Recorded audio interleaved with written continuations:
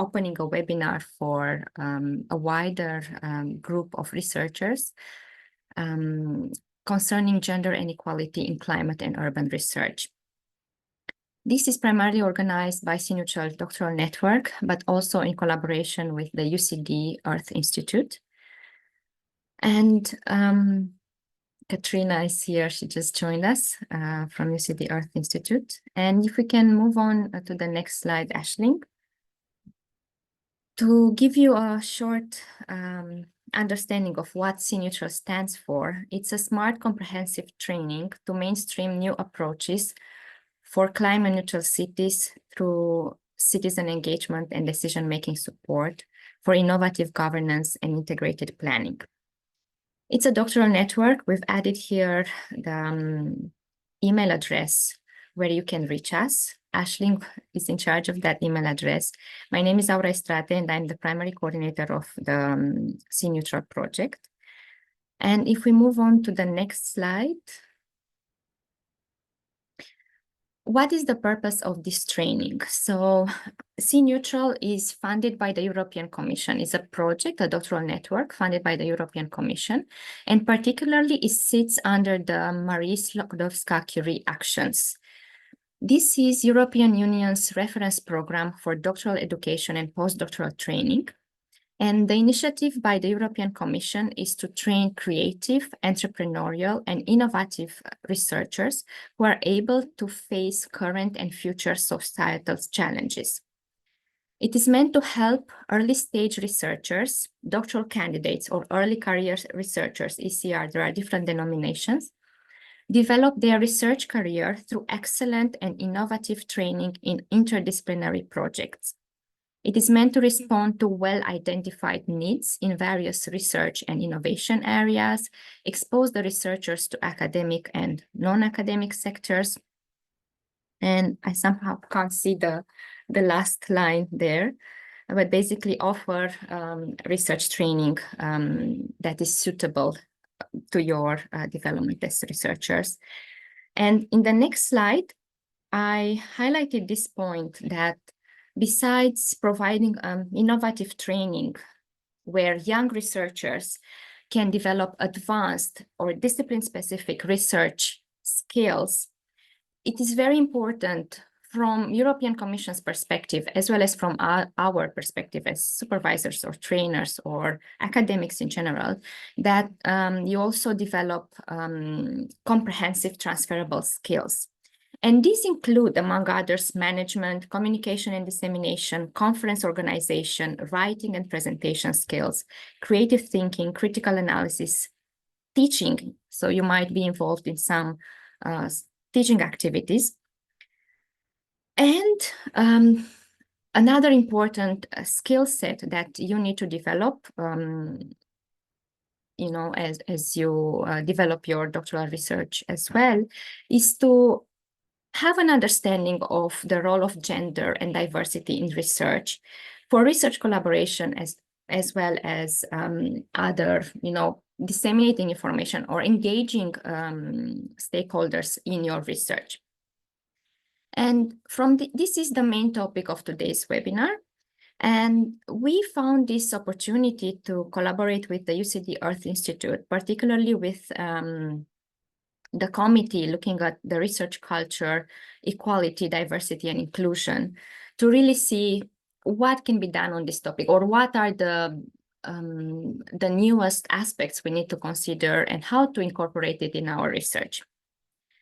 So for this, we have invited two experts in the field. If we move on to the next slide, Aisling, please. So I would like to introduce first Dr. Paula Russell. She's from University College Dublin. She's an assistant professor in urban planning, and her main area of research relates to the role of civil society in the planning process, looking at issues of engagement and influence. She has a long-standing interest in gender issues in planning and has recently carried out work with Dr. Sara Honarmand Ebrahimi on gender equality in Irish architecture and planning. Paula is a member of the governing board of the EURA, European Urban Research Association, and is associate editor of the journal Urban Research and Practice. She will first deliver you a lecture on gender and urban planning. And this lecture will discuss gender inclusivity in planning and will look at the manner in which a more gendered focus and emphasis in policy and practice can contribute to more sustainable and livable cities. And thereafter, in our agenda, we also invited Professor Sirku Juhola from the University of Helsinki. We have Sirku here with us in the panel. She is a professor in urban environmental policy at the University of Helsinki and leads the multidisciplinary research group at UEP Group. The group consists of postdoctoral researchers and PhD students in projects that focus on urban sustainability, climate risks assessments, and governance. She was a contributing author in the IPCC 6th Assessment Report and the coordinating lead author in the 3rd Assessment Report on Climate Change in Cities, or UCCRN. She has been a member and co-chair of the Finnish Climate Change Panel that advises the Finnish government on climate policy. She will deliver a lecture on connecting climate change and gender. This talk will address the main ways in which climate change connects to gender issues by focusing on the impact, sources of emissions, as well as the governance and science of climate change. So I would like to, before I invite Paula and then Sirku to deliver these open lectures, I would like to mention that after the lectures, we will give 5 minutes of questions and answers from our wide audience today. And after that, we'll take a short break, and Sirku and perhaps Paula as well will be back in touch with our 12 doctoral candidates from C-NEWTRAL to discuss more specifically your research projects from a gender perspective. So this is our agenda for today, and we look forward to some interesting questions and discussions with you at the end of the first lectures. Please, Paula, if you are ready.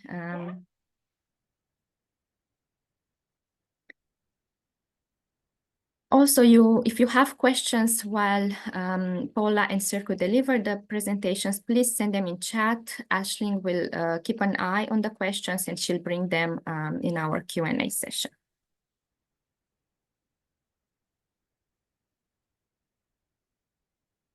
Okay, can you see that there on my screen? Yes, perfect. Super, okay, I'm just going to get going. Okay, thank you very much, Aura. And I'm delighted to talk to you today on gender and planning. In this, I suppose, brief presentation, I'm going to just look at the provision of planning that meets needs by considering gender. And while gender is just one aspect of the intersectional identities that inform how people interact with spaces and places, it's a starting point, I think, for considering diversity in our research and in our planning of the built environment.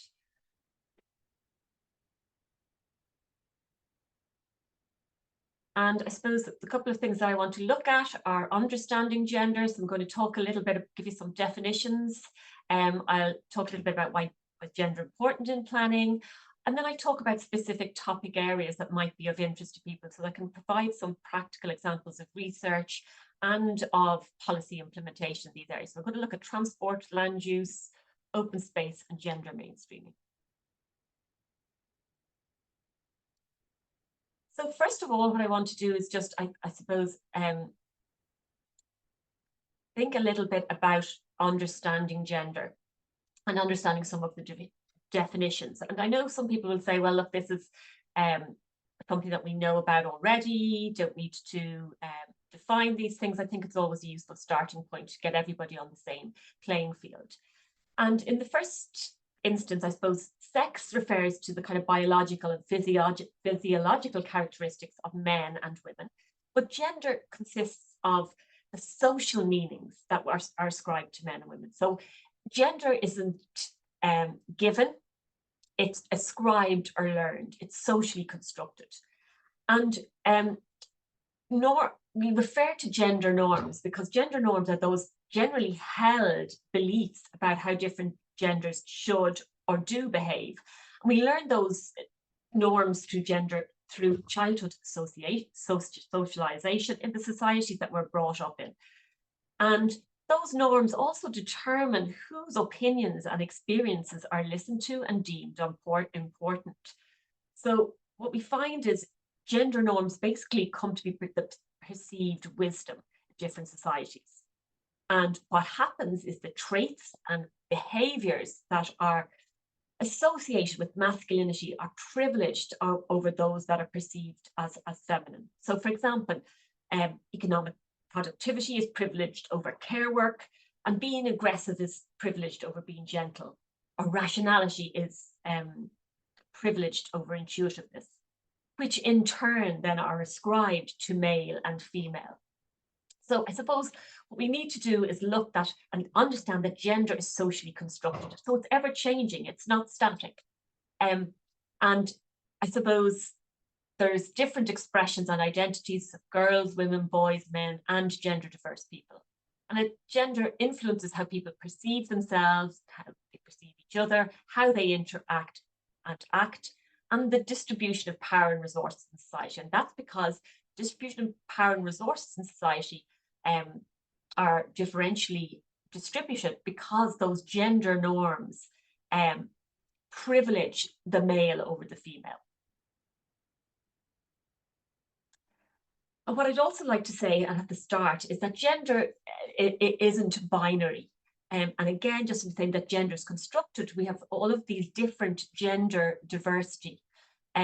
LGBTQIA+, so lesbian, gay, bisexual, transgender, queer, intersex, and asexual. And the plus refers to any other communities that gender and sexual identities that exist. We're trying to be all inclusive. The other important definition is this notion of intersectionality. And intersectionality allows us to understand that, again, gender isn't the only trait or characteristic that somebody possesses. And in fact, there are such a variety of different categories of identity, such as sex, race, class, disability, sexuality, etc. And they cross over with each other. So gender and race can cross over, gender and sexuality, gender and class, gender and disability, or a multifarious number of these things.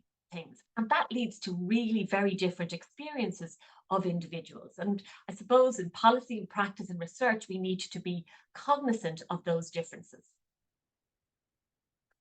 Why is it important to look at these particular discrimination, these specific definitions? It's also because we know, again, because of the norms and social norms and the construction of gender, is that people are discriminated because of their gender. And I want to again define what we mean by prejudice and discrimination so that we can understand what that gender-based discrimination looks like. So prejudice basically relates to the holding of negative attitudes to a certain person or a whole group of people. And this is a good, I suppose, definition here by Micheál McGrail, which he says it's a hostile, antipathetic, rigid and negative attitude toward a person, group, collectivity or category because the negative qualities ascribed to the group, collectivity or category based on faulty and stereotypical information and inflexible generalizations. So we are prejudiced when we assign again some sort of negative attitude for a group or to an individual person. And then what we do in relation to that prejudice often is we discriminate, we act out on our social prejudice. So the prejudicial person makes active negative distinctions between groups of people. Personal discrimination occurs when somebody is denied access to a range of goods and services and facilities purely on the basis of their identity. And institutional discrimination occurs when those broader structural procedures, practices and policies reflect prejudices in society, so that we a minority culture or identity is discriminated against when services are provided in a segregated way, and legislation, policy making and provision is developed without account being taken of their impact on a minority groups. That could be discrimination against women because we haven't seen the way legislation might impact on them or the way we plan might impact on them. A final definition I want to give is related to the term misogyny. And misogyny is this hatred or dislike of and prejudice against women. So again, going back to this idea of holding some negative distinction against or negative conception of a particular gender. And this results in structural, institutionalized discrimination against women, as well as physical intimidation, abuse, and sexual violence. So again, I may come back to some of those issues in relation to discrimination, prejudice, and misogyny later on in the discussion. So I want to move on a little bit and talk about why I suppose gender is important in planning. And I suppose women, girls, and gender diverse people have historically not been considered really in the construction of the built environment. Traditionally, that environment was planned largely by men with a focus on planning for roles ascribed to men. We now recognise that planning makes an important contribution to gender equality by determining and influencing things like the location of activities, the interrelationship of those activities, the way in which activities are connected, and the condition and quality of places in sustainable development. And I'll talk a little bit about those things, such as location of activities, interrelationship of activities, and how they're connected through transport, and how important that is when we're looking at things through a gender lens. So if we look just at and again, this is just a whistle-stop tour, very much flying through the development of scholarship in planning in relation to gender.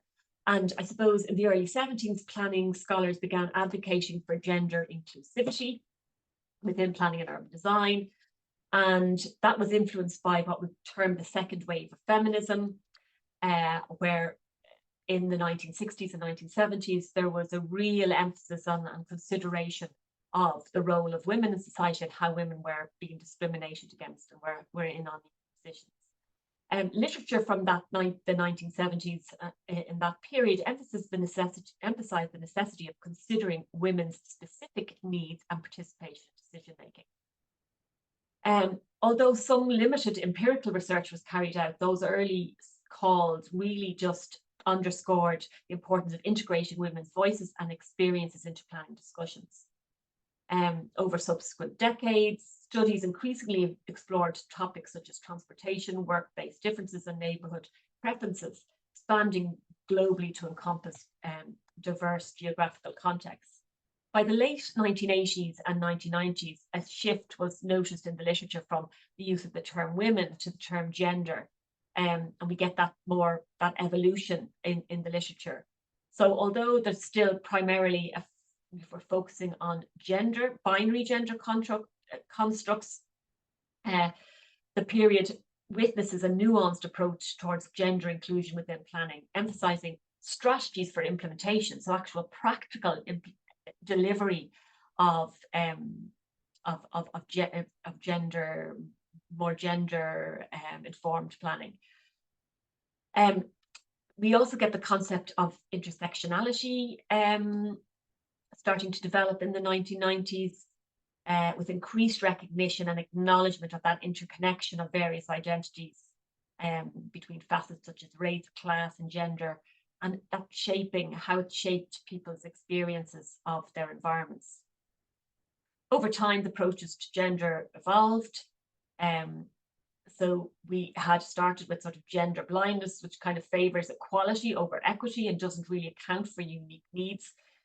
And that gave way to more gender sensitive planning, which emphasized the need to recognize the gendered construction of both knowledge and policies.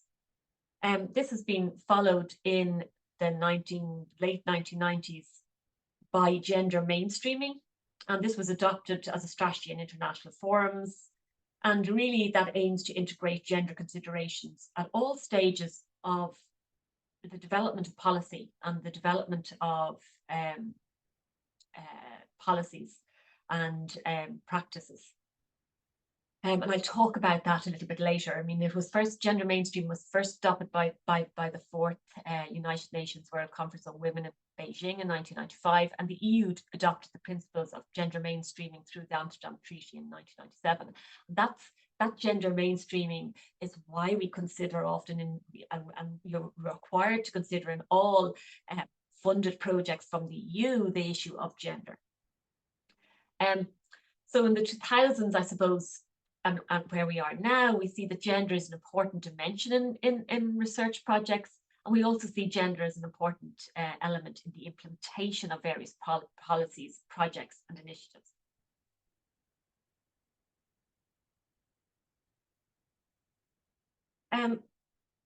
So I suppose when we're looking at issues for women in the built environment, what I want to show you is why, and we've had to kind of create a new lens in the planning context, because traditional planning really created difficulties for women in the environment, particularly in relation to land use. And land use in the early part of the 21st century, when it started to be developed, and I'm showing you here Ebenezer's Howard's Garden City, where the whole idea of zoning developed for the first time in his writings, and then became embedded in plans subsequently.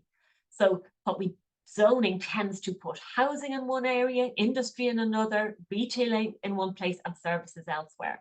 So we can see this in Howard's quarter from the Garden City, where on the very edge, the very outer edge there, where you'll see it says allotments, one in from that is where all of the various factories were designed to be located. So we can see the separation of uses, whereas we have the city centre with its town hall, its libraries, theatres, park, again segregated, and then in between there would be the residential areas. So that zoning creates situations, I suppose, there's separation of home and work through zoning can lead to significant problems for women.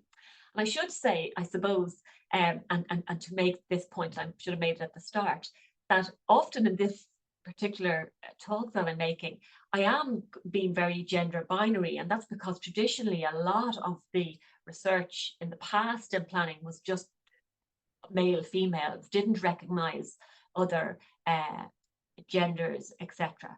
And it's only been in recent years that has come to the fore. And likewise, it's difficult sometimes still to move away from that gender binary, because a lot of the data that's available or collected only looks at those two binary opposites. Now, again, we're changing and research is changing, and data being collected is becoming broader and is reflecting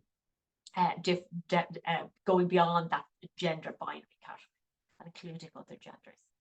But just to say, in relation to looking at this, that issue of separating home and work is particularly creates impacts for women.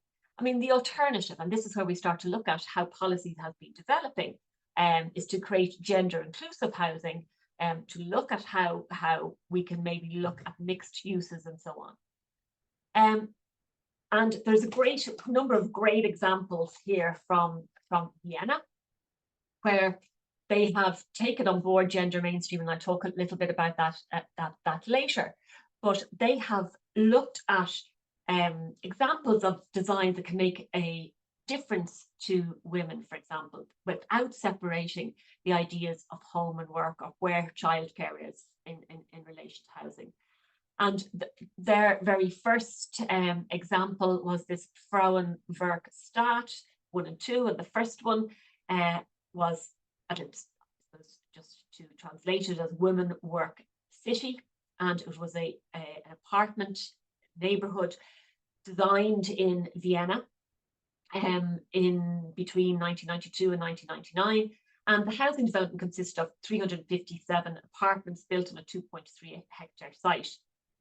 And it was designed by 4 female architects, and what it did was incorporated things into it, such as shared spaces, shared communal spaces, designed the apartments with an ability to be able to view the whole apartment and the external area from the kitchen and so on, integrating within the housing complex a kindergarten for children. So it was very much trying to mix uses rather than divide uses. A more recent community housing project in Vienna that was delivered in 2023 is this Wolfgang Gasse in the 12th district of Vienna. And this focuses on housing for single parents. Now, that's not the only type of housing that's provided within this, but it certainly takes that lens and ensures that there are some particular units that are for single parents. This is located on a formal industrial and warehousing area, where there was this Wolfgang Gasse depot, and it housed the old Vienna railway depot, which was closed in 2018. And a new development plan was put in place and a housing competition was set up. This development consists of a mix of housing units, about 850, and those are all subsidised apartments. There's some of the apartments are for, as I said, single parents. It also includes a new nursing home with inpatient and mobile nursing offered. There's kindergarten. It incorporates smart offices to ensure that people don't necessarily have to travel far to work. It has shops, social and educational institutions, and housing for people in need, and also sheltered housing. The neighbourhood was designed to ensure that again, particularly when they were looking at the single parents, that they would be able to divide their time between work and care, because it was located in a vicinity with job opportunities and included care options in close proximity. There's a great social mix because of a diverse range of housing options, and it caters for different income situations and family types. And in terms of design, that means flexible living is catered for, and there are common rooms that can be used as extended living rooms and so on. So that communitarianism was often expressed by that women, when they were questioned about what they wanted in housing, they did express a desire for communal spaces where they could meet other people and not be sort of socially isolated. Just moving on from that, this just one of the elements of that particular housing development also has this idea of this glazed garden. This is in an old warehouse. It has a load of restaurants. It's community space that can be used for different activities. And this is a really mixed use neighbourhood. And now this idea of the 10-minute town or 15-minute city very much embraces all of those ideas of having work and other care infrastructure in close proximity to housing. And that was what women and some of these women's collectives and what they were doing in Vienna for many years almost mirrors that idea of the 10-minute town or the 15-minute city. I wanted to move on to just look at this idea of transport, because transport, as well as just having land uses separated, that link between different land uses is facilitated by transport. And when we look at gendered needs for transport, it's very interesting. So transport policy traditionally focused on the journey to work, and it didn't really ever consider women's unique relationship to transportation. Transport policy tends to focus on a linear pattern, literally, of that movement from the suburbs and home into the workplace in the city centre, or maybe on the edges where industrial development was located, as per the original ideas of the Garden City. Women's journeys, however, when again research, importantly, has investigated what type of journeys that women do, and the changing nature of women's role in society as women combine work and childcare, is hugely impacted by transportation. Women's journeys often involve multiple stops, so they chain journeys, and this idea of the mobility of care that was defined by Sanchez de Madariaga in 2013, probably earlier than 2013, consists of all travel involved to perform unpaid care work, caring for children or others, and tasks involved in taking care of the home. So women's roles not only have maybe involved work, but also involve all of this mobility of care. So if you look over on the right-hand side of the slide, you can see there that women's transport mobility tends to change different things, going from school to a part-time job, or from school to a nursery school to a part-time job, then back to the nursery school, back to school, back to home, maybe from home to shopping or visit relatives. So what Sanchez de Madariaga and others found was that care trips are changed. They usually involve not just one stop, but a number. They're often multimodal in that you might have to be walking for one part of it, on a bus for another, walking the other end, or using different forms of transport. They take this polygonal partial pattern. They're shorter than employment trips, and they take place in a smaller geographical area. And this type of mobility is really not often captured in traditional surveys. And the importance of measuring that mobility of care is very interesting. I just outline a piece of research here by Ravensburger et al. In Canada, which is very interesting. They studied this mobility of care in Montreal and found that 28% of daily trips comprised mobility of care. So again, quite almost a third of women's daily trips were mobility of care. Oh, sorry, that was all trips were comprised mobility of care, and 58.2% of these trips were performed by women. So the majority of those mobility of care trips were performed by women, and that it represented over a third of, or nearly a third of, women's daily mobility. What was interesting was they also looked at the intersectionality between class and gender in relation to this mobility of care, and so that in upper income groups there was less of a gap in terms of the proportion of care trips by gender. So there was a more equal division in terms of that men and women were doing these care trips.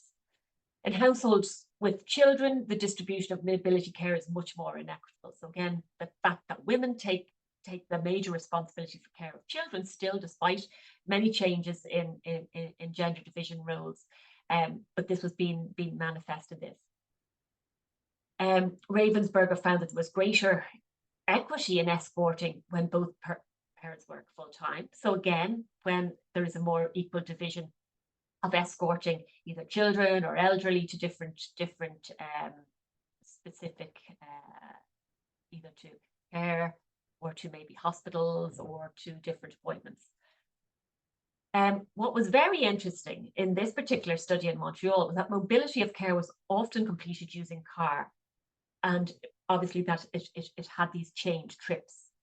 And what Ravensburger et al. Were pointing out was that by understanding this mobility of care, it could start to inform discussions on encouraging more active travel. So if this, at the moment, these shorter trips, but chain trips were using cars, how do we encourage more active travel when this can be challenging in a way that to move out of the car for these care trips, even though they are involved in shorter distances.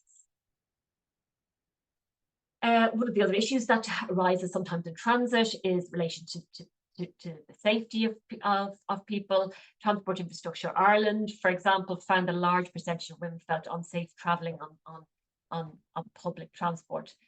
So again, you can see there in the statistics on the right-hand side, 55% of women stated that they would not use public transport at night. So again, security and safety is often an issue that's being dealt with in planning, and I'll again touch on that in a minute. One final slide that I had in relation to this idea of transit and how planning can disrupt women's travel, and just pointing out in the global south, where regeneration resettlement from informal settlements in India, for example, and there's other examples of this in Brazil as well, where new planned settlements, large colonies distant from the city centre, where people who have been living in informal settlements are decanted to the edge, and can have really significant problems for women.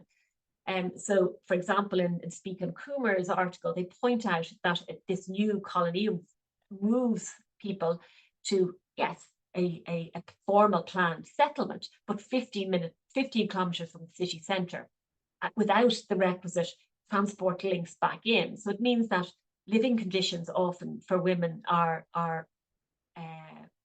actually decline because they find it difficult to travel to work safely, respectively, or economically. So again, the unintended consequences of a planned regeneration is that women are losing out. Moving on to this idea of safety and fear, I just wanted to touch briefly on research on safety in the urban environment, because it's an area that's received quite a significant amount of attention in planning research. I suppose the perception of safety and fear in public spaces, particularly concerning women, gained significant attention from the 1980s onwards in planning literature.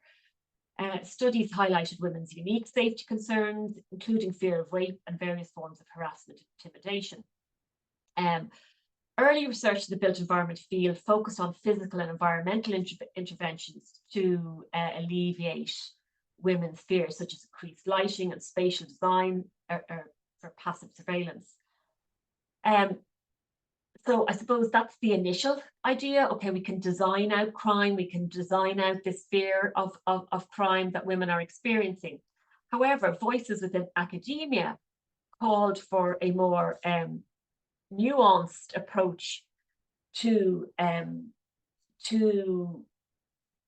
looking at this influence on women's safety, and looked at, I suppose, underlying societal structures that literally structure the physical spaces.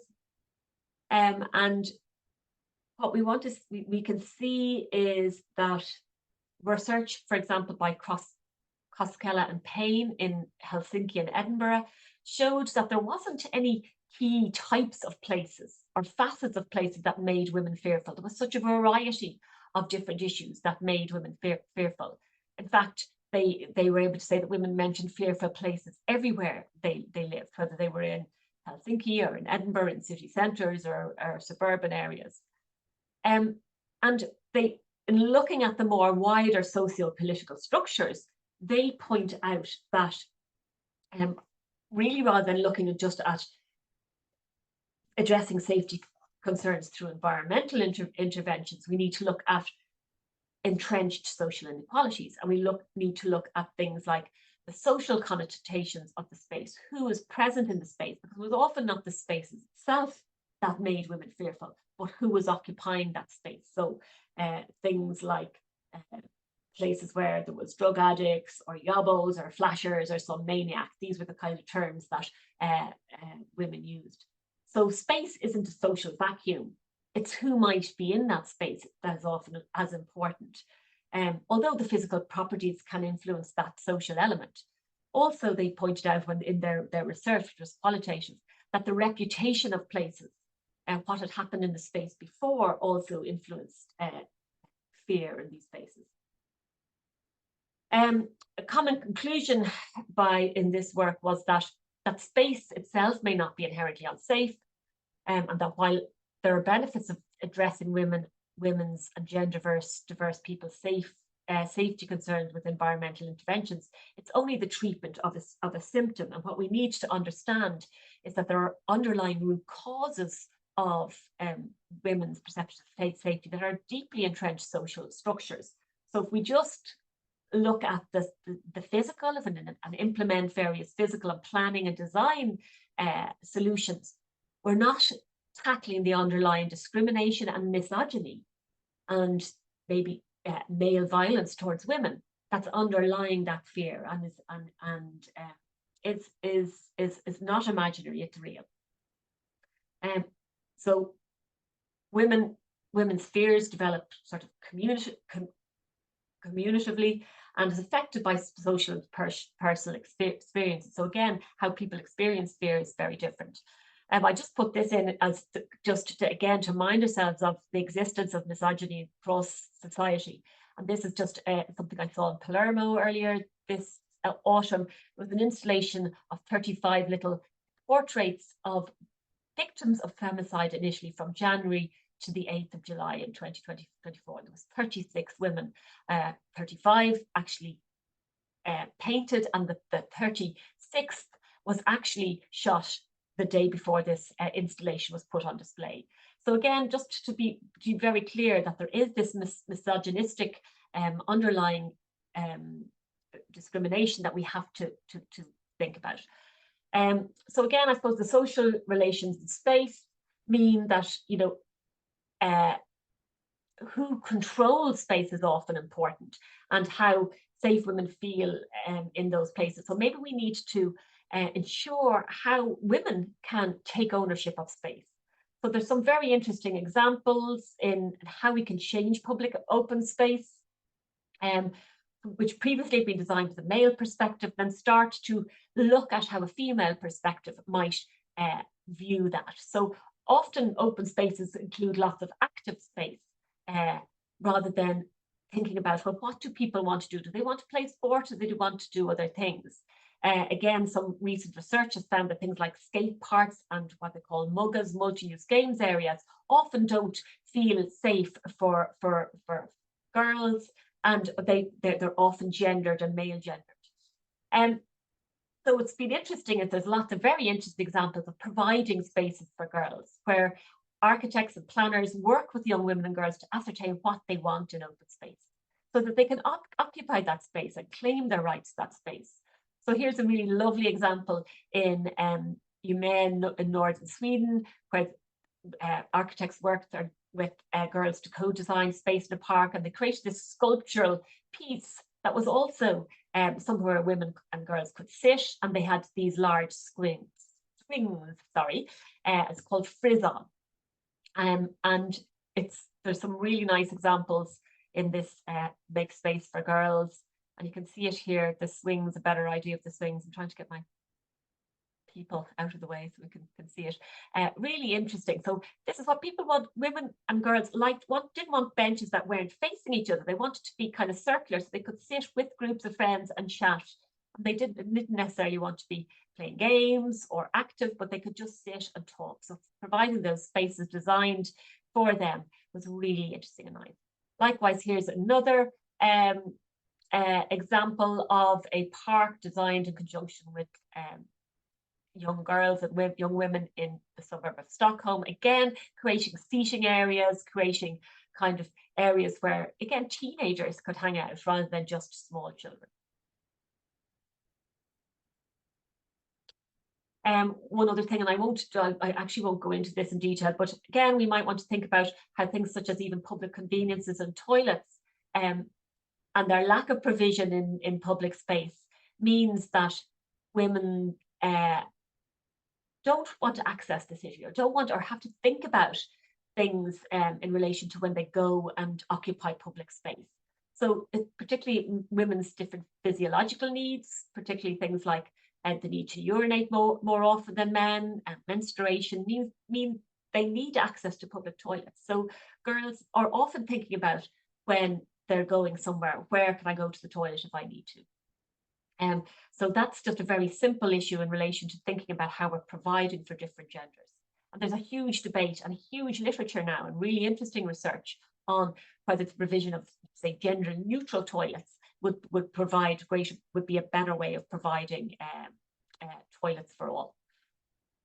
The final thing that I wanted to touch on really was in relation to policy creation and implementation. I know I'm running out of time, so I'm very conscious that I'll just maybe touch on this. This is the idea of gender mainstreaming. And gender mainstreaming was first adopted, as I said, by the UN World Conference on Women in Beijing in 1995, and came into adopted by EU member states through the Amsterdam Treaty in 1997. And it's just defined as follows, that the reorganization, improvement, development, and evaluation of policy processes, so that a gender equality perspective is incorporated at all levels and all stages by the actors normally involved in policy making. And I suppose we could say gender mainstreaming is also taken on board in research and research projects, that we need to think about gender equality when we start to think about any piece of research. And what does it mean? What do those do? How does this research, how do I carry out that research, how it will impact on women other genders. Like, again, I'm sorry, falling back into that gender binary. Gender mainstream results in tools such as gender impact assessment and gender audits. For example, the Royal Town Planning Institute's 2003, 20 years ago, over 20 years ago, their gender mainstreaming toolkit for planning resonates as a document. The EURA toolkit published in 2000 provided practical advice on local and regional development projects across Europe where gender focus was evident. And there's been subsequently numerous toolkits and guides produced, and I just identified two there, the Her City one from UN Habitat and Gender Inclusive Urban Planning and Design by the World Bank. So lots of toolkits, guidance about how we can implement policy with a gender focus. What's very interesting is to look at a city where there has been gender mainstreaming, and the city of Vienna is always considered as an exemplar, and they have 5 principles of gender mainstreaming: utilization of gender sensitive language, gender specific data collection analysis, and that's important for us in both research and in policy. Equal access to and utilization of services, women and men being equally involved in decision making, and equal treatment is integration to steering processes. So again, on steering groups and including gender in evaluation procedures. Gender mainstreaming as it is exemplified in Vienna, we saw it in relation to the housing projects that have been designed by women for women, but also they've done things like design parks to make them usable by different groups, and they've looked at the whole issue of mobility and retrofitted the public realm. And you can see there that where they've put in a ramp up the side of some steps to make sure that buggies and people with mobility issues might be able to access the hilly landscapes. They've also done things like looked at gender balance and judging panels for architecture projects. They've undertook various gender-led projects. They did design and planning workshops and undertook social space analysis before competitions or major projects. They produced guidelines and handbooks that could be used in assessing projects and plans. Just one thing to say, one of the critiques of this kind of audit gender mainstreaming is that it can become a bit of an audit culture that can be just a bit of a tick box exercise, and that we really need to see it being backed by legislation and commitment from different levels of government to ensure that we don't just tick the box when we're, doing our submissions for a project, or tick the box at the start of our research project without really integrating it. And I suppose one thing that I just wanted to finally say is that the Spanish example is actually really interesting, where that gender mainstreaming is actually embedded into planning legislation, and where it can really then be held to account and included at every big project. So the land use law in Spain of 2007 mentioned gender, and the law of equality of men and women in 2007 also incorporated 3 articles in urban and housing policies. And the only reason that this happened was that because it was written into legislation by Professor Inés Sánchez de Madriaga, who is a professor of urban planning from the Universidad Politécnica de Madrid. And I mentioned her before in relation to how she's defined this idea of mobility of care. And she was appointed and held office at the Ministry of Housing as an advisor to the minister and as a director of architecture. So she was in a position in government to be able to influence legislation. And this meant that this legislation meant that if there was an obligation for all big programs and policies and to take an ex-ante gender impact assessment when they were drafting laws and policies. And that meant that in 2015 and 2016, regional courts of both Madrid and Andalusia cancelled urban plans for failing to carry out gender impact assessments. So suddenly that really wakes everybody up, including developers, that if we don't do this gender impact assessment, we're actually not going to have our plan approved. So again, because of Madriaga's position, and this is this idea of that we need to have gender throughout the policy making system and have people at that in positions of power. The Madrid Nuevo Norte program, major big Europe, one of the biggest European regeneration projects that's ongoing at the moment, a big strip of land in Madrid that they're going to accommodate new 10,500 households with 3 new metro stops, etc. And from the very outset, gender were integrated into this particular project, including doing workshops with women in the surrounding environment to see what they needed and what they wanted, the perceptions of the areas and their own safety, etc., and how they used the area. And they've done a really nice little toolkit for, sorry, excuse me, I'll just go back to that very quickly, toolkit for large urban initiatives, where they based it around a set of playing cards, a deck of playing cards. Each card has each of the suites of the cards deal with a specific issue in relation to a major project, and you can see how those this gender related toolkit, how we can actually there's a little, each card has an example from the Madrid Nuevo Norte project and how they've dealt with the issue. So I think that's a really good example of where we've got the gender mainstreaming really being integrated into policy, practice and law. Okay, so finally, just to say, where are we now? We now see lots of research utilising data on how to understand the challenges of gender in planning and development, and use of new data technologies to aid research. And for example, I was going to put down there using GIS and mapping the whole infrastructure of care and how women can access it through various transportation routes. So again, we can use smart city data and its layering to understand gendered use of space and place. Some slow progress has been made at engendering planning and focus on how gender in all its widest guides needs to be factored into the planning process.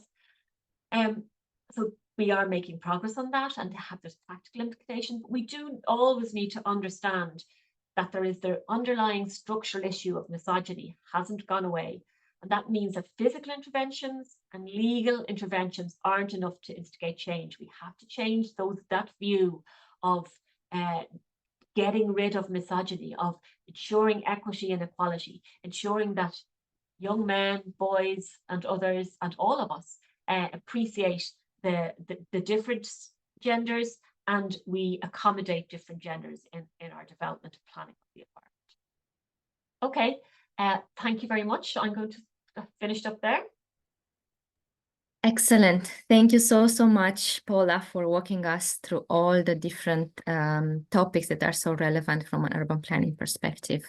And we are inviting questions from all of you. Please send them in the chat and we'll ask them at the end. Is that okay, Paula?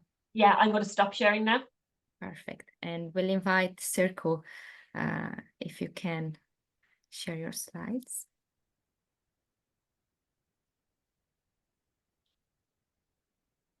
Perfect, we can see them. We can't hear you, Sirku. But you can't hear me. I was just going to say because I have muted myself, but you can see the presentation and not the... Can you do it full screen, I'm wondering? Yes, let me just see. This is just 1 second. Okay, my screen sharing is paused. Just not entirely. How's that? Perfect, perfect. Okay, good. Yeah, I'm using an online version, so that sometimes throws me off. Shall I just get going? Yes, please. Thank you. Super.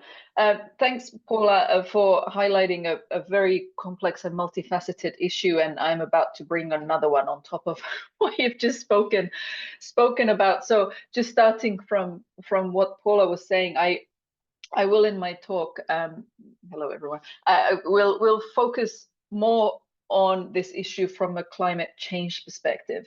And I would maybe urge everyone to keep the things that Paula said in mind while we kind of go over what the impact of climate change is on cities, though I will not exclusively focus on the urban context, but also look at the way in which gender comes in and out from these topics.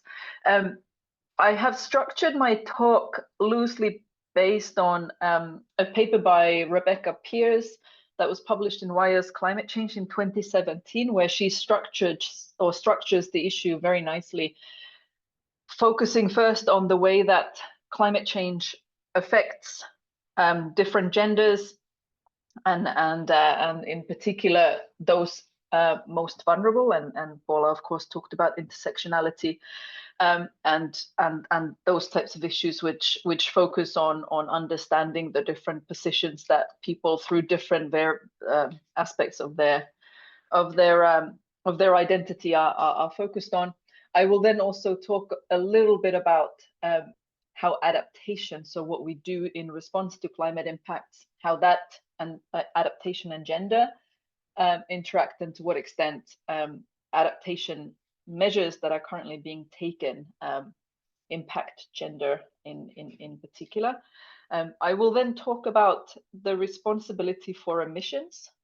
So when we are producing greenhouse gas emissions, how is gender sort of features there? What are the types of gender footprints, if you like, of emissions? I'll give some examples there. I will also then talk about mitigation. So this is the policy to reduce greenhouse gas emissions. I'll talk about how gender has been found to affect policy, politics, and voting, for example. And then finally, I'll just talk about how gender is visible in climate change research. And this, I think, is particularly relevant to our doctoral candidates who will be pursuing a career in this field, to see just what we know about the role of gender in the scientific field that we are engaged in. So while I structure my talk in those topics, I'm not aiming to cover all of them. Rather, I'm showing you snapshots of single papers that illustrate something important, I think, in that particular sort of niche research field, if you like. There are many others that I could have chosen. I chose these because they kind of made me think about something. I'm very happy to pursue this discussion, of course, with those who will only be present today after my talk, but then also with our doctoral candidates later during this course that will now run for 2 weeks. Okay, let's get started. I wanted to give you one of the key messages from the IPCC, the 6th assessment report that was published in 2022. And this is a statement, and those of you who are familiar with IPCC reports will immediately recognize it as such. This is because there is always a confidence statement attached to most of the things that IPCC kind of states. What they say is there's a high evidence and high agreement that empowering women benefits both mitigation and adaptation, because women prioritize climate change in voting, purchasing, community leadership work, and at both professionally and at home.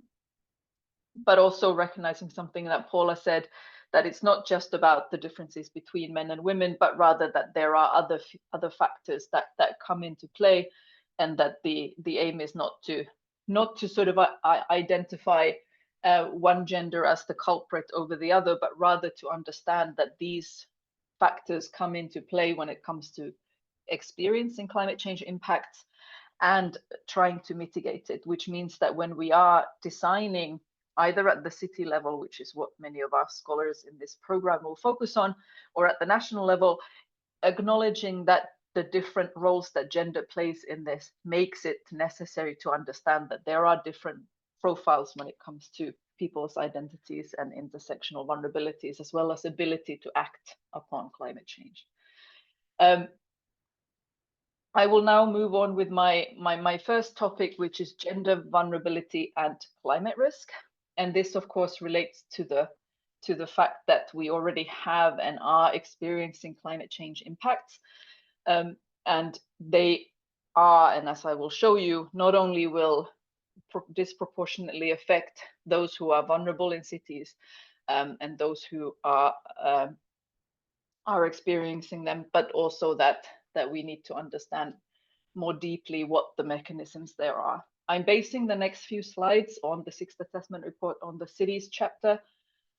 And I wanted to first show you 2 graphs which kind of illustrate the knowledge base that we have of what the current climate impacts are.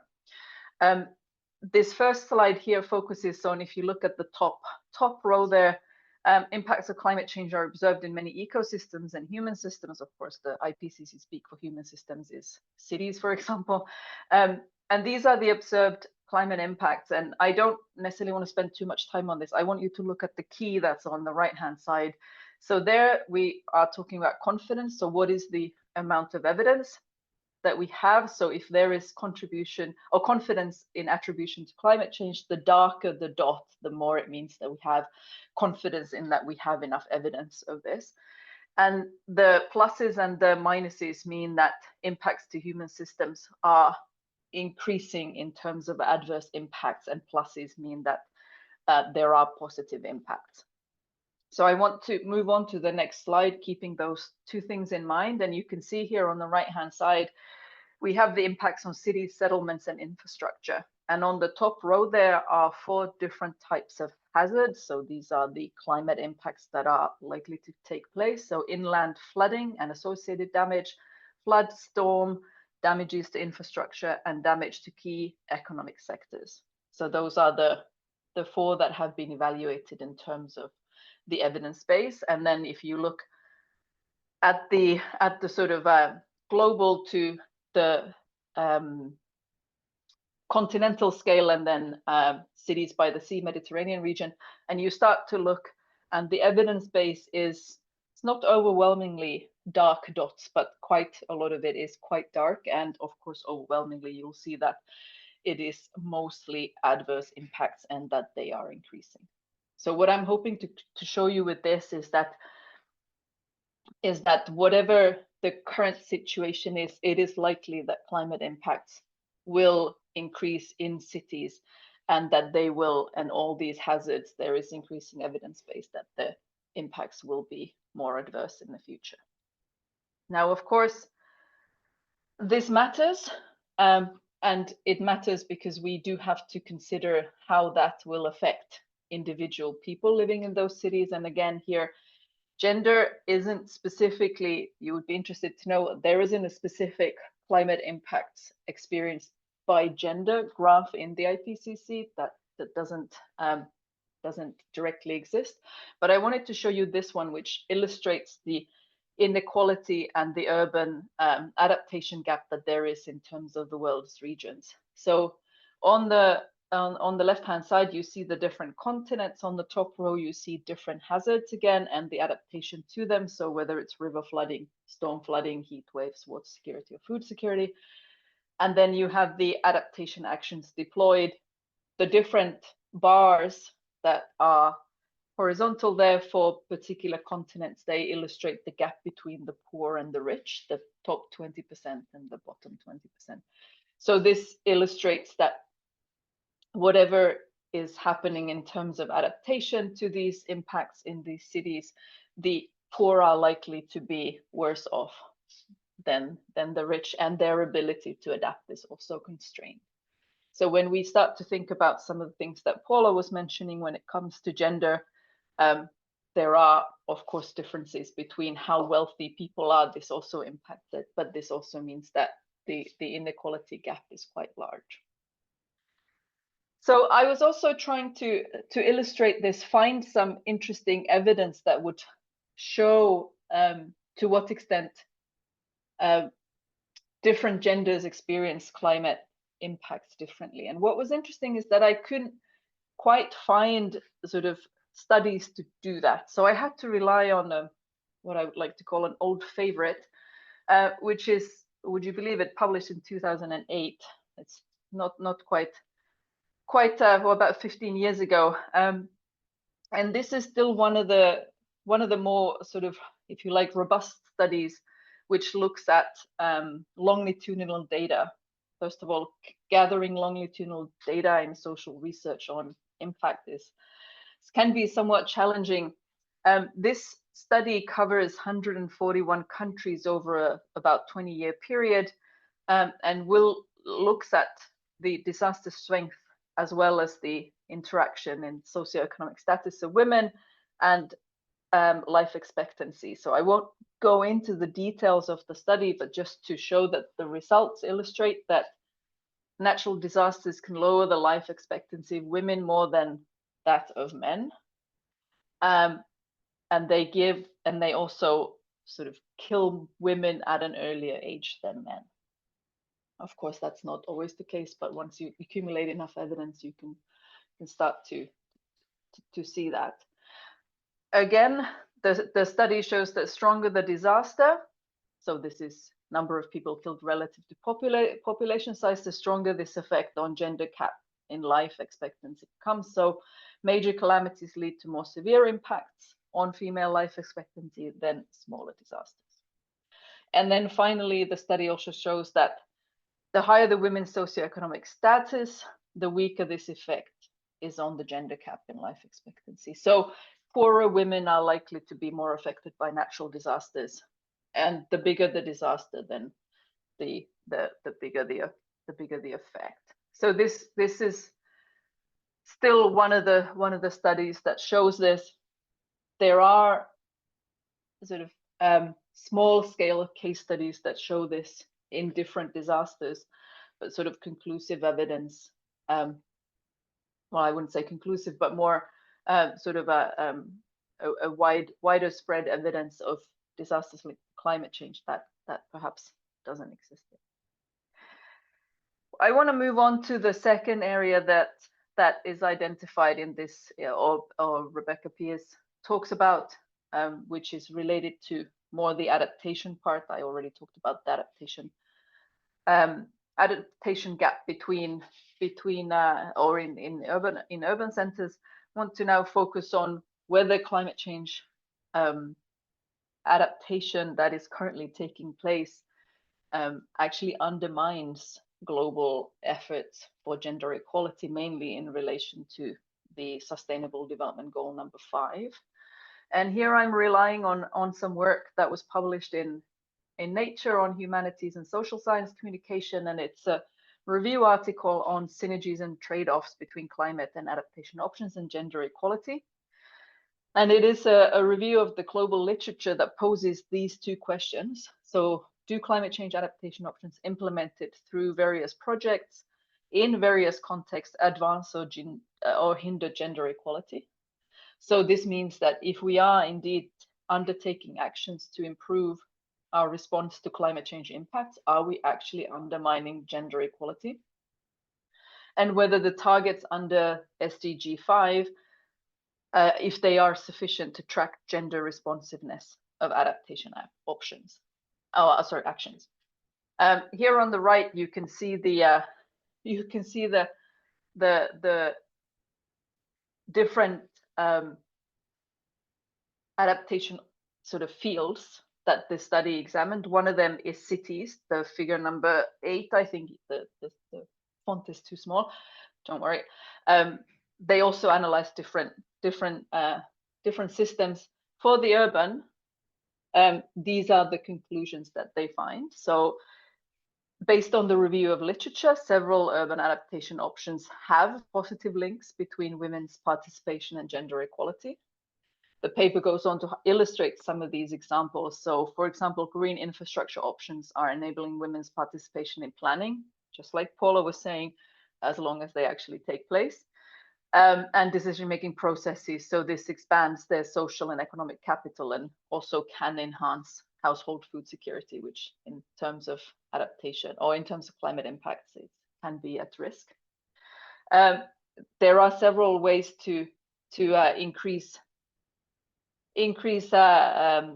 urban food security in the context of climate change, urban agriculture. So this can allow women to gain social and economic empowerment. Again, something that Paula talked about, if we design and include or design inclusively transit-oriented development that considers women's specific needs, this can help. And if any adaptation that accounts for also the risk of climate change does this, though, they can be mutually beneficial. Finally, bottom-up awareness building programs. These can address specific concerns to women and women's livelihoods, and also increase the sort of political spaces that are available for them. The study also did find some instances or cases where this was not quite the case. So some adaptation actions have been negatively linked in terms of the evidence base that was reviewed for this paper. So public infrastructure-based adaptation to heat stress do not necessarily consider gender in policy design or accessibility. So this is the efforts to try to cool urban spaces when it comes to sort of extreme heat stress that may come as a result of climate change. Secondly, the current urban policies do not recognize structural gender barriers to participation. This was already something that Paula talked about. So some of the adaptation that is being carried out doesn't do that. And it can also translate, this lack of awareness can translate into additional work burdens and inequities, so on. And finally, the one issue that was identified in the literature in this review was that post-disaster relocation can force women to accept lesser pay for the same job, and the time poverty issue may arise. This is something that Paula was also briefly alluding to. So based on this global review of evidence, there are synergistic but also trade-offs in terms of adaptation and gender or improvements towards gender equality. So illustrating that addressing one might come at the expense of the other if the policy agendas are not linked, and synergistic ways to move them both forward are not being employed. So now I want to move from the side of climate risk and adaptation more towards discussing the emission of greenhouse gas emissions, or the emission of greenhouse gases, as well as then the ways to address mitigation. So how do we reduce the emissions, and what role does gender play there? So again, I spent quite a long time looking at this issue, and I was wondering, how much do we actually know? Who is responsible for emissions? And when we start to get to the point of discussing gender, it very quickly becomes a sort of who is responsible of emissions at the household level.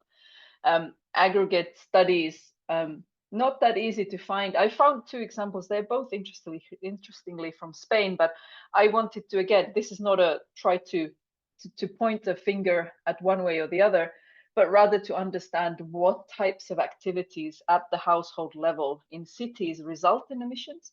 Because when we are trying to design policy to address those, to try to reduce the emissions, it's useful to know why are these emissions being generated, and then what kind of instruments are likely to work in that space, and that we have to ensure gender equality when doing that. So I'll talk about two different papers, and this is, I quite like the title, Who Brings Emissions Home? So this is a study in Energy Policy Journal that compares female and male breadwinner households. I won't go into the intricate details in the methodology, which of course we could spend a whole hour talking about, but rather try to just talk a little bit about the findings, which tell you that female breadwinners, so these are households where the main sort of adult of the household is a woman, and they tend to lead to households that have reduced emission patterns. So the question is then why, if they tend to have less emissions, is it that on average women perhaps are paid a little bit less? Does that mean that there's less consumption? Possibly. What's interesting then is what are the activities that these emissions come from, because this is when we get to the point of what is it that we're trying to get people to do in order to reduce emissions. So in this study, emissions related to domestic energy use show no significant gender disparities. This is male or female-led households do not use domestic energy in a different way. They are more or less equal. Where the emissions start to show, they relate to private transport energy use.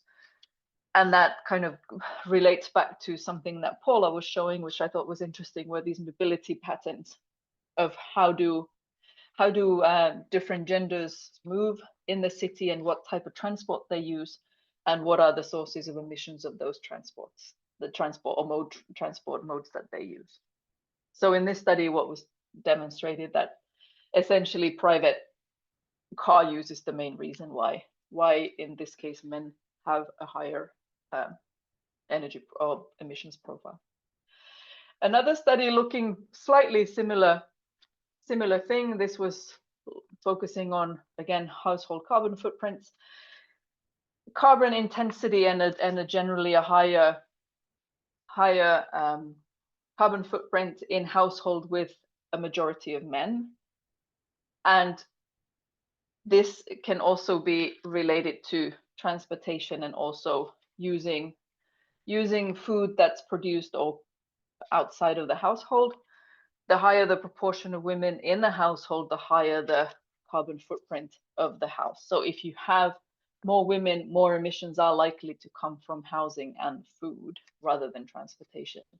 So this perhaps relates to just general activities that members of a household are engaged in, and then essentially can be seen to sort of generate these emissions. So if we're trying to get overall on the whole a household to reduce emissions, which is of course something that we should, how do we try to steer, if we are a city planner or a climate officer who's trying to design policy to reduce emissions of households, how do we sort of use this information to help us design the right types of instruments that enable sort of both genders to engage in activities and doesn't disenfranchise one over the other?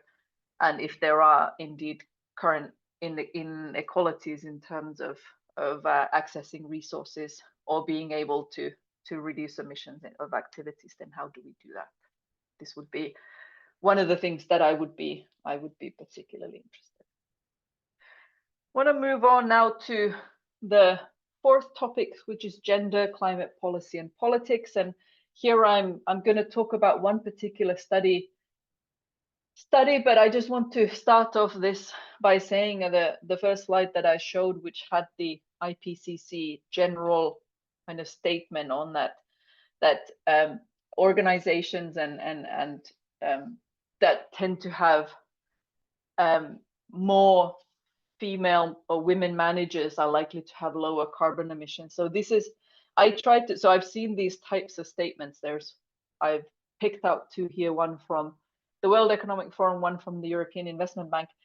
I went around to try to look for the evidence for this, and I found some studies. I didn't want to bring them here because this is not really an urban focused issue per se, but mostly wanted to highlight that there is evidence for this, but it might not be quite necessarily so simple. And I'll talk about another study now. So this is a study that used quite a lot of or had quite a global coverage. So this has existing surveys from every world region, and it has a 10-country survey in the Americas and Europe, and focus groups in Peru and the United States. So they tried to capture quite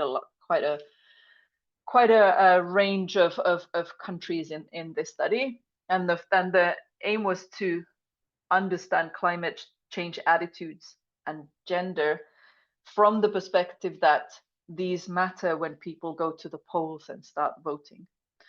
So what they found in this is the study that men, more than women, tend to be less concerned about climate change when countries get wealthier. So as a country becomes more wealthy, then men are less concerned about climate than women. At the country level, then the perceived benefits of mitigation. So this is benefits of reducing climate change by reducing emissions. They tend to decrease with economic development, whereas perceived costs increase. This is not necessarily that surprising. The wealthier you get, then you're likely to think that climate policy actually hampers you. It's harmful for you because you're not able to get more wealthy, and the perceived costs increase. But this didn't actually play out in all countries. At the individual level, the perceived costs of mitigation tend to increase with economic development for men more than for women. But what's interesting here, and that you can see that in the next slide, is that when it comes to the countries in the global south, in this sample, the gender gap didn't really play out. So this was only in countries of the global north. So what I'm trying to say here is that if countries in the global south, even if the gender gap on concern for climate change doesn't exist, and that's where the impacts of climate change become more meaningful. So it's worth keeping that in mind. Now I want to also close with my final topic, and this is more about knowledge on climate change and gender. And in this instance, I wanted to address this topic by specifically focusing on the role of science and scientists and gender when it comes to climate change. And here I'm drawing on a paper that was published in PNAS some time ago already, but it focuses on the participation of women in climate science. And I think what's illustrative here is that this study, well, first on the left-hand side, you'll see there the first assessment, which was carried out of the IPCC, was in 1990, and it had 2% total authors who were women. And you can see there the development towards the fifth assessment report, which in this case was 2013, that had increased quite a bit, still not quite equal. Of course, the situations, I don't actually know what the percentage was in the sixth assessment report. But this study, of course, covers the period before that, then particularly focuses on the fifth assessment report. And you can see here the method that these authors used to elicit views on climate for women in climate science was that these authors sent out a survey, and you can see the number of participants who responded to this survey. So this was sent to those who were listed as IPCC authors and considered themselves to be women. So that's the number of participants. I want to show you just one set of results from this paper. I don't have time to go into the details too much, but I want to show you this. And so the question here was, to what extent does your most recent experience agree or disagree with the following? And I first want to direct your attention to the top question, the number one. So there was an equal representation of men and women in my chapter. And you can see here that that is quite closely, sort of 70% say that they somewhat disagree with that. So, and this is perhaps not a surprise, given that the statistics that were on the page below, or the page before this one, was that the participation was, I think, was at 22%. So it's not necessarily a surprise. What's interesting then, if you start to look at the other questions, and particularly the final one, which is everyone had an equal opportunity to contribute, then we are sort of, somewhat to agree or agree and strongly agree, we are, well over 70%. So I'm kind of, what I'm taking away from this is, perhaps at the time and still currently, the ability of women or other minorities engaged in science might have sort of barriers to sort of access these types of arenas where which generally have favored academics with high-flying careers, which might not necessarily be women, given that they have other commitments. You can see here they ask about childcare duties and other commitments, which may have hampered your ability. Or was it the previous? There was another slide that I didn't put in, which, no, the workload issue. I think I took that out.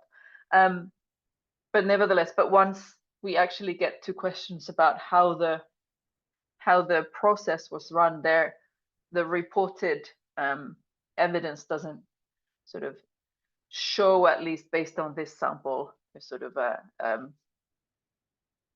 discrimination at a point where the scientists involved in this process felt like they were not able to make contributions or were not equally heard. Right, I think those were the slides that I had. I'm happy now to stop here, and then maybe we can open up the floor for some questions. Thanks. Perfect. Thank you so much for the excellent presentation, Serku. And it was great to see how these aspects of gender equality are becoming more recognized in research, and especially in writing these global reports, which I hope some of you of our audience will engage with in your career. So it's very relevant for you to consider it from an early stage and maybe see how you create an impact on it. So we would like to open the floor for questions for the next few minutes before we take a short break. I can ask a first question for both of you and see who wants to answer. So considering this aspect that women perform a higher percentage of domestic works and they have more caring duties, how could we include them more in decision-making without posing extra burdens on them, or, because sometimes it's even in committees, we want more women, more gender balance, but that means they need to give more time to those committees or more time to certain aspects just to fill in that gender equality role. So what's your view on this, or I don't know if you have anything to comment.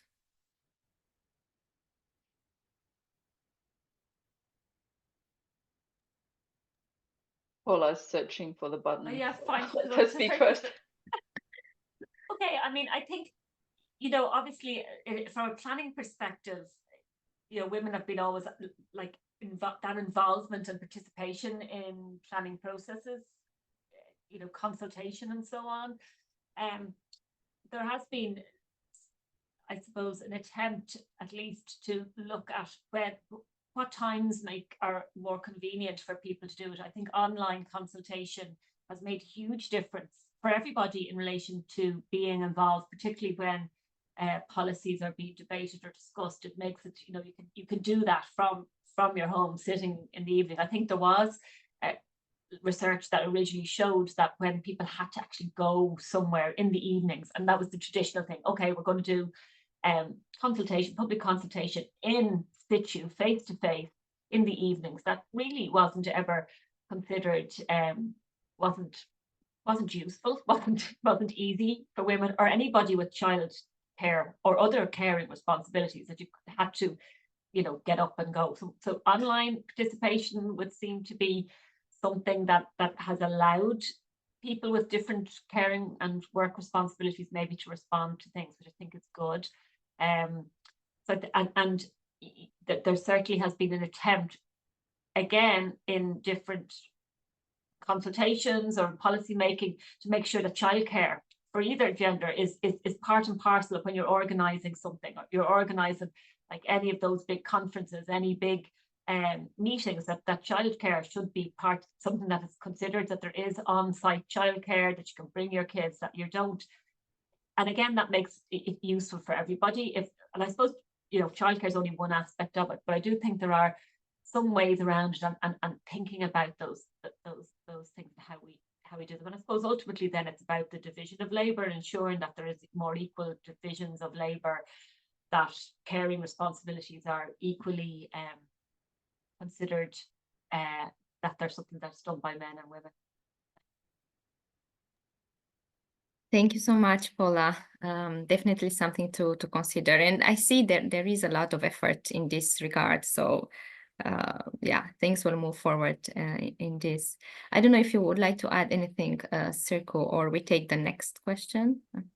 Maybe just a quick thing, maybe from a research perspective, I think Paula knows the planning word better than me. So when I was doing my field work on climate and agriculture in Africa back in the day, we actually were trying to find female farmers the keys to find out where they are. So rather than burdening them by asking them to come, is to say, okay, well, on Thursdays they are at the marketplace, so then we go there.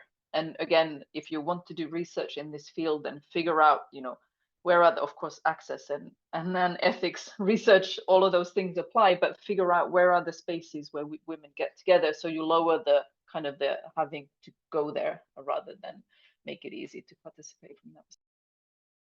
Excellent. This is a very good tip for our researchers. So to ensure inclusivity, you need to consider where those spaces, where you find them, or how to make it more appealing to them. And we have Shantanu, you had a question. Would you like to speak it out, or shall I read it? I see it here in the chat. Okay, so Shantanu is asking, how do we address the issue of lack of gender-sensitive data in climate and urban studies? What could be the methods to ensure inclusive data? So I think this relates to maybe one tip that Sirku has given already, but if, I don't know, either of you have more ideas on how to ensure inclusive data in climate and urban studies. I suppose in urban studies, just to say that it's about asking the questions, I suppose, as well, that, you know, you need to disaggregate the data. You know, heretofore often it just was that the gender dimension wasn't considered, and now we have to ask not only, you know, if you identify as a man or a woman, or do you know what, we have to broaden it out, but you also, again, for groups who are really marginalized, again, it might be, are they ever going to answer those questions? Are they ever going to be part of that, of a big questionnaire survey or something? I think that speaks to what Sirku has just been talking about going to that group. It's sometimes about looking at if there's groups we identified of not having a voice in answering or being, you know, giving their opinions on things, or that their data isn't being collected. We need to really work hard to say, how can we get their voices in a process? So I think for that quantitative data, we need just we have to ask the questions, and we have to make sure we're disaggregating data. But I think for then looking at very specific things, we need to look at how we can go and get very much, you know, information. And I mean, that transportation study that I was looking at, they were looking at how they could disaggregate existing data and reapportion it to different things, to say, well, okay, are all these journeys to you know, shopping, is that just is that part of that is you know, mobility, that mobility of care? Some of it's just for leisure use, you know. So it was about looking at data and saying, can we apportion it differently? Can we look at it and make it work in a way that takes into account that gender? Perfect. Thank you, Paula. So just to summarize, to Shantanu, you need to consider some demographic questions then, if you conduct surveys, for example, to basically link other types of data with, you know, different groups, different demographic groups, including gender and maybe others as well. So also in your research design, I would say you need to consider this inclusivity from the moment you start planning your methodology and your overall research design, how to, and it might be different for each of you, because each of you have different topics. Yeah. Sirku, I don't know if you want to add anything, but we can go to the next question. Let's go to the next question. There's one from Ali Reza in the chat. I'm also wondering, when do we move to the other two? Soon, not yet. Soon. So we'll take this one more question from Ali Reza, and then we'll take a break. Yeah. Regarding talks on transportation, how do cultural attitudes towards gender roles influence the acceptance and adoption of electric mobility solutions in relation to mobility justice in multicultural cities, particularly low-income communities? Will there be any education or method that could affect adoption, or should there be a policy to act to leverage and enhance their adoption?